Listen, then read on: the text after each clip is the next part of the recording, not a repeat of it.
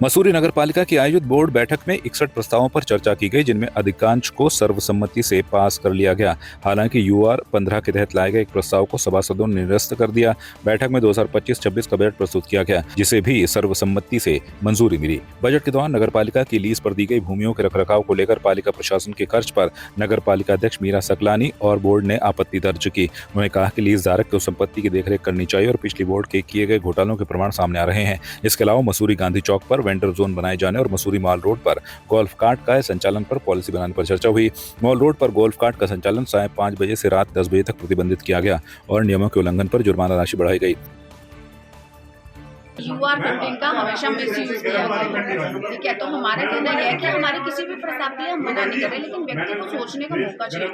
Suddenly एक आप प्रस्ताव हमारे सामने लेके आए और सडनली हम उसको पास कर दें। हालांकि ये प्रस्ताव अच्छा है, तो हमारे द्वारा ये कहा गया है कि आप एक विशेष बैठक स्वास्थ्य सेवाओं को लेकर कल ही कॉल कर लीजिए, हम सब आएंगे और हम इसे पास कर देंगे। लेकिन ये हर बार की तरह नहीं होना चाहिए कि नेक्स्ट टाइम यूआर 15 आ गया और सभी नए सभासद है इसमें कुछ हमारे, जिन्हें शायद समय चाहिए किसी चीज़ को समझने के लिए, और हमेशा अगर यूआर 15 में कोई चीज़ आती है तो उसी समय सबकी सहमति से पास हो जाएगी, सोचने का समय नहीं मिलेगा।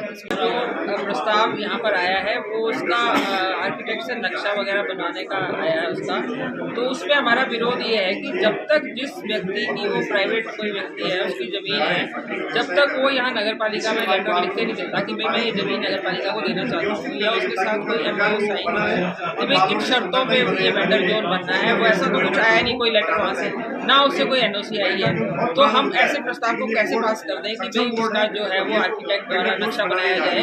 फालतू में ये पैसा जो है वेस्ट है, क्योंकि पहली बार भी उसका प्रस्ताव बना था और इसी प्रकार नक्शा बन के उसका पैसा खर्च हुआ था और व्यापार मंडल द्वारा उसका विरोध किया गया था कि यहाँ पर ये वेंडर जोन नहीं बनना चाहिए। तो इसलिए हमने आज ये कहा कि वेंडर जोन जब तक वो जिसकी ज़मीन है वो व्यक्ति यहाँ पर एप्लीकेशन नहीं देता या लेटर नहीं देता कि भाई मैं इस जगह पर वेंडर जोन बनवाना चाहता हूँ। पालिका की जो संपत्तियां हैं जो लीज पे दी गई, एग्रीमेंट में बहुत साफ तरीके से कहा गया है कि इसके रखरखाव की जिम्मेदारी संबंधित ठेकेदार की होगी, तो होनी चाहिए। अब संबंधित ठेकेदार पालिका को बिल दे रहा है और पालिका उसको पे कर रही है, तो इसका मतलब कुछ ना कुछ गड़बड़ है। तो वहाँ पे नाराज होना मेरा जायज़ था। मेरे संज्ञान में तो सिर्फ 2 संपत्तियों का वो आया कि उनके बिल आए हैं और उनकी डिमांड भी है कि हमारी संपत्तियाँ खराब हो रही है, अब नगर पालिका की जिम्मेदारी है कि वो इसको मेंटेन करे। पालिका क्यों मेंटेन करे जब एग्रीमेंट में साफ तौर से लिखा गया है कि पालिका जिस रूप में आपको अपनी परिसंपत्ति दे रही है आप उसी रूप में वापस लौटाओगे, चाहे 90 साल बाद लौटाए, जितने साल की भी लीज करी है पुराने बोर्ड ने, ये 10 साल बाद लौटाए, तो फिर पालिका मेंटेन क्यों करे?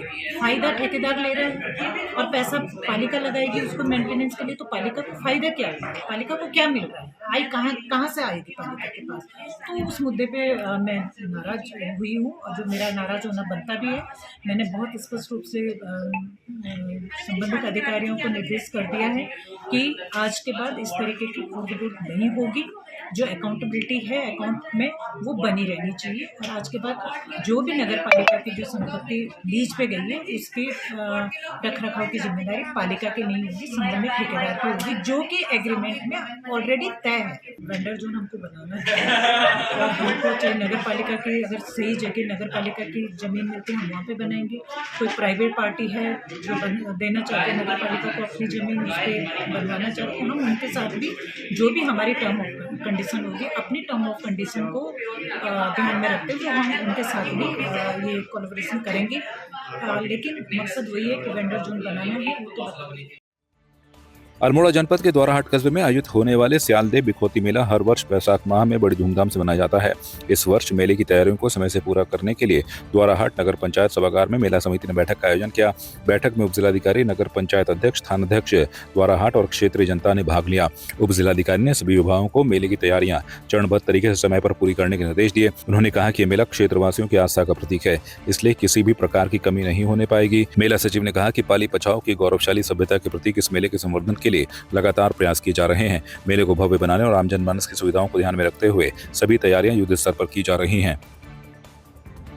और दोराहट के ऐतिहासिक, सांस्कृतिक और पौराणिक विरासत शारदीय विभूति मेले की तैयारी को लेकर आज नगर पंचायत में एक बैठक बुलाई गई और इस बैठक में मेले की भव्यता को लेकर चर्चा हुई। विभागों के साथ भी संवाद स्थापित किया गया।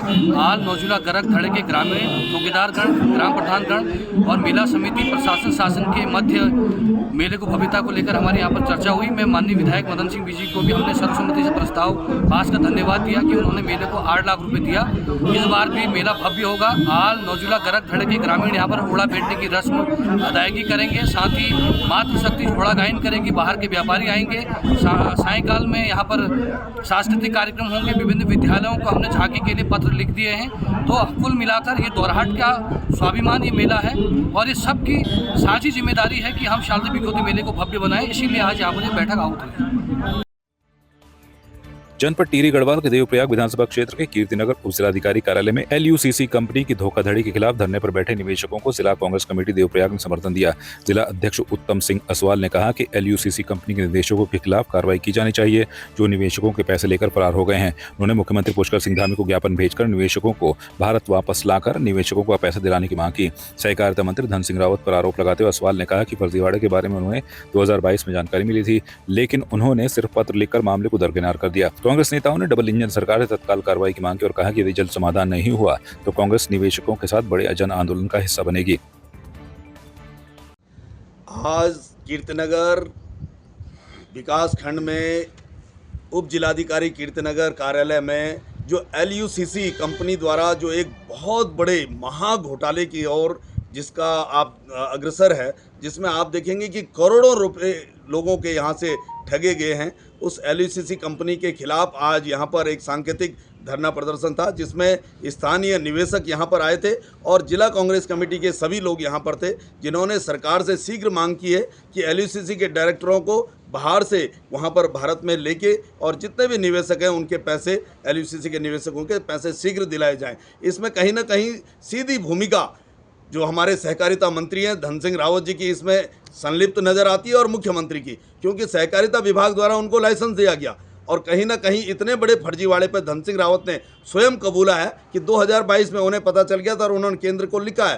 तो यहाँ पर जो है LUCC एक कंपनी है और हमारे लक्ष्मौली, बागवान और मलेथा और ये कीर्तिनगर से लेकर चौरास तक मैं आपको बताऊं कि केवल मलेथा गांव की बात करें, जहां से विधायक जी बोलते हैं कि मेरा गांव है और वहां पर 1.5 करोड़ से ऊपर लोगों के पैसे लगा रखे हैं इस कंपनी में। और आज जो है महिलाएं त्रस्त है। आज हम इस धरने प्रदर्शन में आप देख रहे थे कि महिलाएं रो रही थी।